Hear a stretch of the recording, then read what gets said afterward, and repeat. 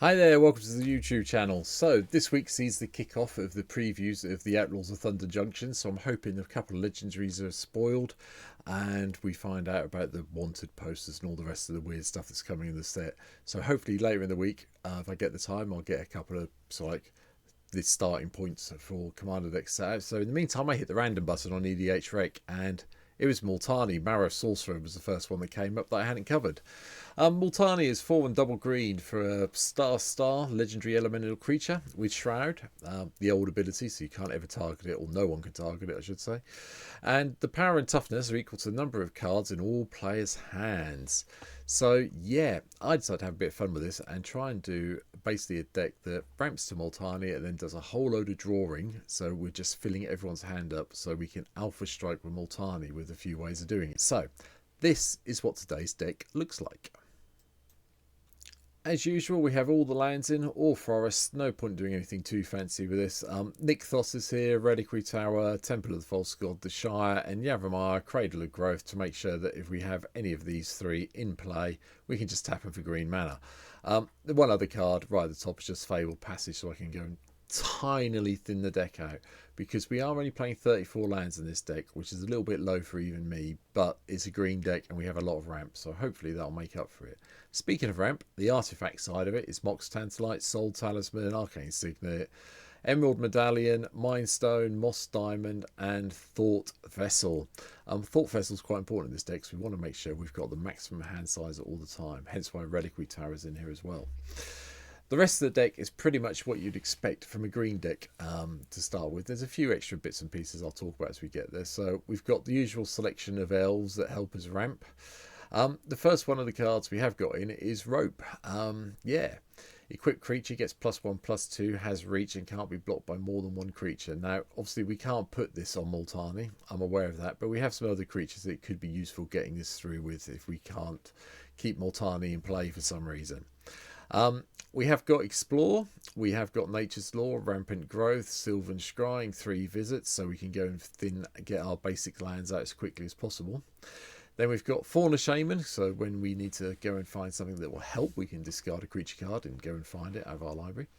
The first one of the other unblockable creatures, well, semi-blockable, but you know what I mean, is the Ledgewalker. Can only be blocked by creatures with flying, and it's got hexproof, so you know, nice target to put the rope on.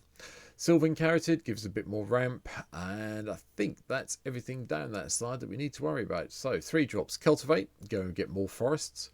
Growing Rights of Ilmatech will eventually flip with a bit of luck and give us that sort of like semi wonderfulness that's Gaze Cradle, or its version of it.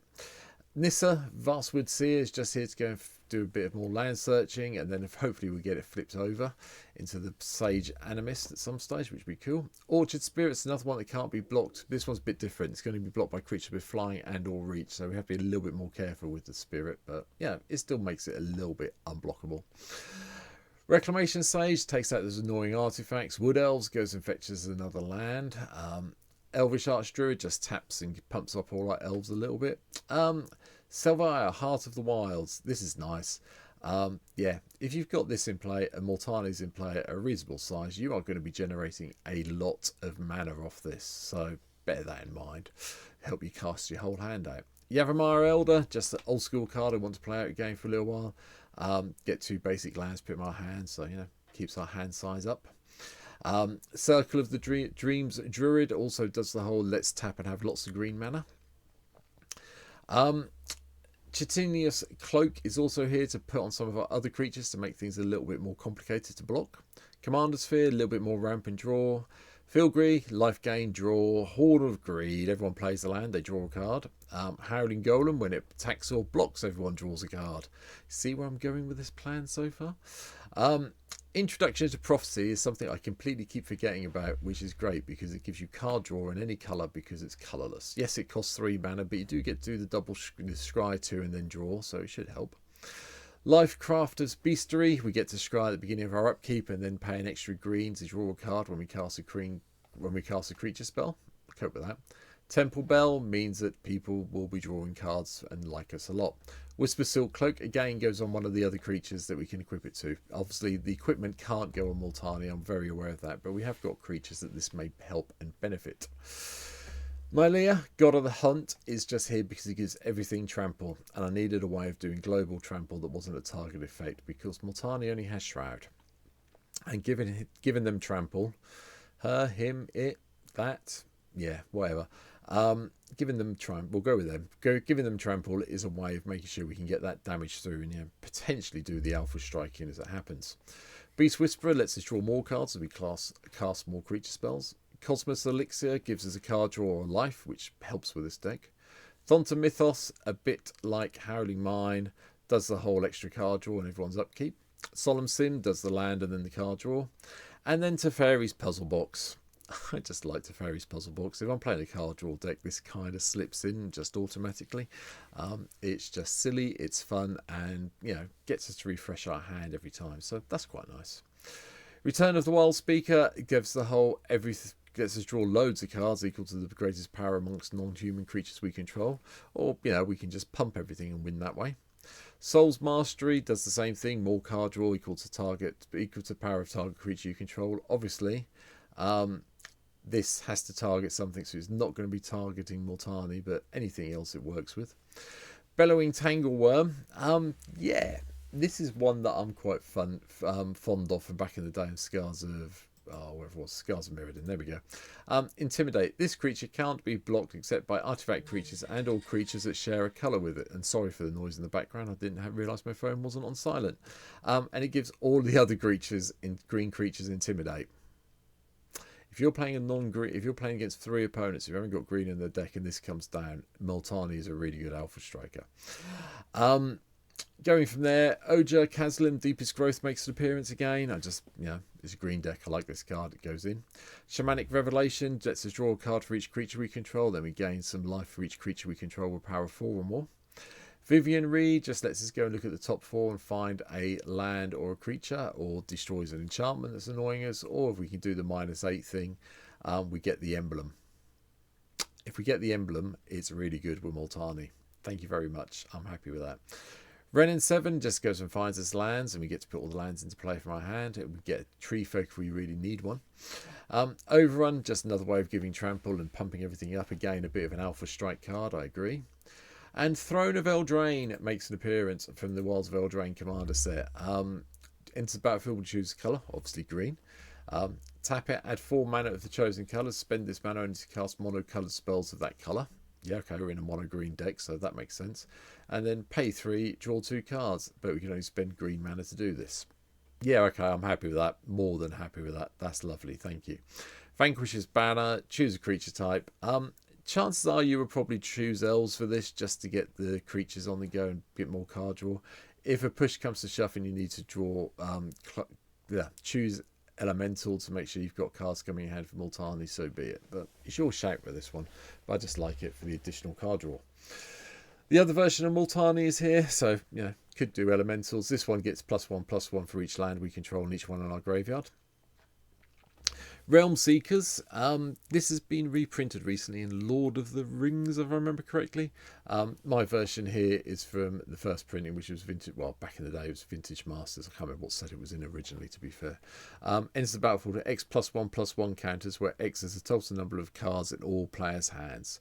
So it becomes a static version of Multani, but then it does let us remove 3 counters, pay 3 mana, remove a counter to get a land and put it in our hand if we need to. Great way of going and getting, if you need to go and find Nykthos, you can go and find Nykthos that way. It's a nice way of doing it that people forget about.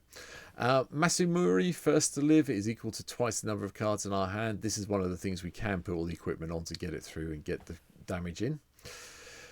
Tlinkali Hunter, Scorpion Scout. Yeah, okay then. Exile target creature card from your graveyard until the end of your next turn. You may cast that card if you need to. So it's a nice way of regenerating some of the elves that might have been killed off. And then when you play it as a full creature, once each turn you may pay 0 rather than the mana cost for a creature spell you cast from exile.